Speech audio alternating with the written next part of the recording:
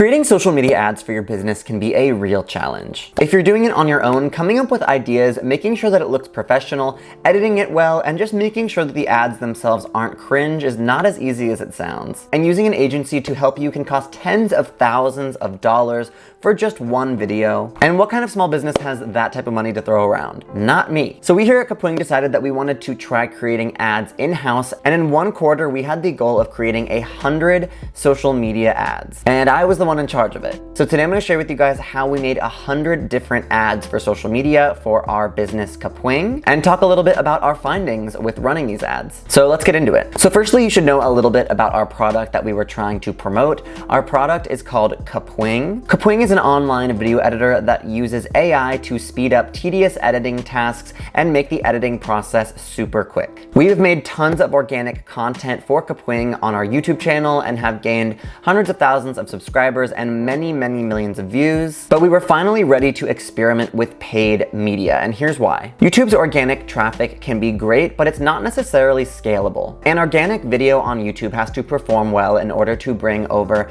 new customers to the website. And as the one who makes all of the video content at Kapwing, I can't just make 20 times the amount of videos if we want 20 times the amount of creators. However, with paid ads, this is a different situation. All you have to do is make one ad that performs well, and then you can scale it practically infinitely. For instance, if I run an ad on social media and I give an initial investment of $100 just to see how it performs, you can find out what your CAC is. CAC stands for cost per acquired creator, and it informs how much you're spending on ads and how much value you're getting from that ad spend. You obviously want your cost per acquired creator to be less than you expect them to spend, and you are still making a profit from running these ads, not losing out on money. So let's say with this ad, it costs on average $2 to get someone to come over to Kapwing from all the different people that watched this ad. And let's say they sign up for a free account, but let's say that 1 in 10 people sign up for a pro account after they go to free.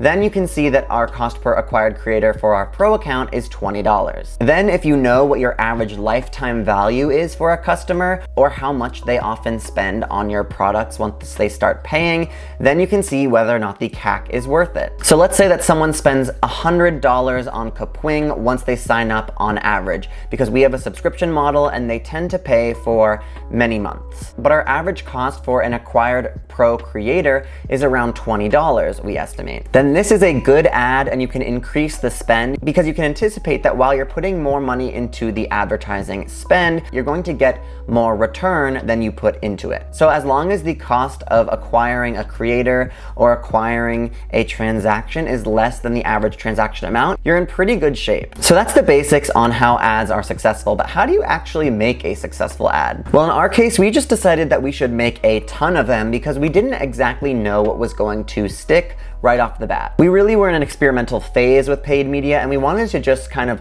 throw stuff at the wall and see what sticks. So the first thing I did is break down ad ideas into different categories because I wanted to see which ones performed well. So I created a few different categories, including product marketing, experimental content, user-generated content, and more. Most videos went under the product marketing category. I would pick a feature from our product that I wanted to highlight, like Smart Cut, our automatic video editor, or Clean Audio, our automatic audio leveler. Then I would film different ways to talk about them. Sometimes it was straight up, sort of like I was talking to you. Sometimes it was tips and tricks videos, and we put our product within those tips and tricks. Sometimes it was a voiceover, and sometimes it was showing social proof that other creators have used our products. So we made ads about how our logo has been in PewDiePie's videos and tweeted out by Pokimane, things like that. We also did some experimental content, which, as the theme implies, was kind of whatever we wanted to do. The goal of this category was to capture the attention of viewers by any means necessary. It didn't really have to relate too much to showing off the product. So for these, I experimented with hand-drawn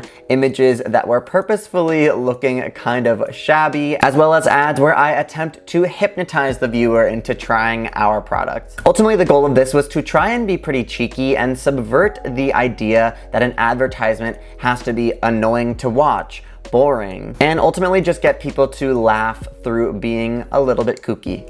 We also ran a few ads from creators who were talking about Kapwing. People have already posted content about Kapwing on social media, on YouTube, and other places like that, and we contacted these creators and asked them if we could use their content. Then from there, I actually filmed each type of video a different way. I did some videos like this on my DSLR that were a little bit higher quality. I did quite a few also just on my phone, holding my phone, so it felt more casual and natural. And we even did some skits with the rest of the marketing team to create some ads that we wanted to be funny and also have a different cast of characters. And these were definitely the most highly produced videos. And using this method, I did end up making 100 ads. Now here's the thing, I'll be honest, a lot of these ads were not very good. A lot of them were promoting the same features, but were delivered in different ways. And none of them were perfect. While obviously the goal is to find one ad that you can run practically limitlessly and have an infinite loop of money, what we really wanted to do was also figure out what types of ads struck with people. And so we didn't end up running all 100 ads. We ended up running just a select few that we liked from the bunch, maybe 15 or 20. And we sort of cycled through different ads. If an ad that we were running was way over the amount that we wanted to acquire a creator, then we would just stop running it and try and run a different ad. Ads that were performing within the range of what we wanted, we would continue in hopes that they would reduce the cost per acquired creator because they would get optimized better over time. We started to run these ads on Facebook first, and through Facebook you can also run the ads on Instagram as well super easily. And of all the ads we made, the ones that performed the best were actually the experimental theme. Our single best performing ad was actually one of those hand-drawn silly little ads that I made in like 5 minutes. It had the lowest cost per acquired creator, and it also got a lot of engagement. People were laughing a lot in the comments, and people were saying that our branding was on point. We also got shoutouts on LinkedIn from VPs of marketing about our branding tactics. At this point, we've all seen so many ads in our lifetime. So what I think was really interesting about this experiment is that if you disrupt what people expect from an ad, that's where you're gonna get your biggest payoff. And practically all of our best performing ads were static and designed, and by designed I mean just literally drawn with my mouse on a computer or made using our phones. We did not have tons of fancy equipment. We didn't pay anyone except for me who already works at the company to do them. We created a whole lot of content that we could experiment with our advertisements, but we could also post just regularly on all of our social channels, and we learned a ton about paid media. So ultimately, my advice for small businesses will just be make a few ads yourself. Set aside a small amount of money to test some different ad creatives online and just see how they do. Because you never know when a silly little idea that you come up with will actually turn into your biggest blessing for your business, and you can just run that ad until the end of time and make tons of money.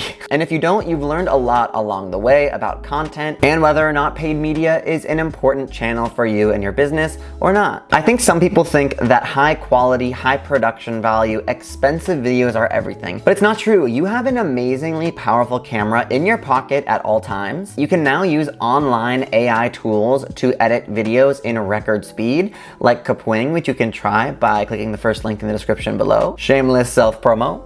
And it's literally never been easier to run ads either. So I say give it a shot, do your best, and good luck. Make sure to subscribe to the channel to keep up with other tips and tricks like this one, and I'll see you guys in the next one.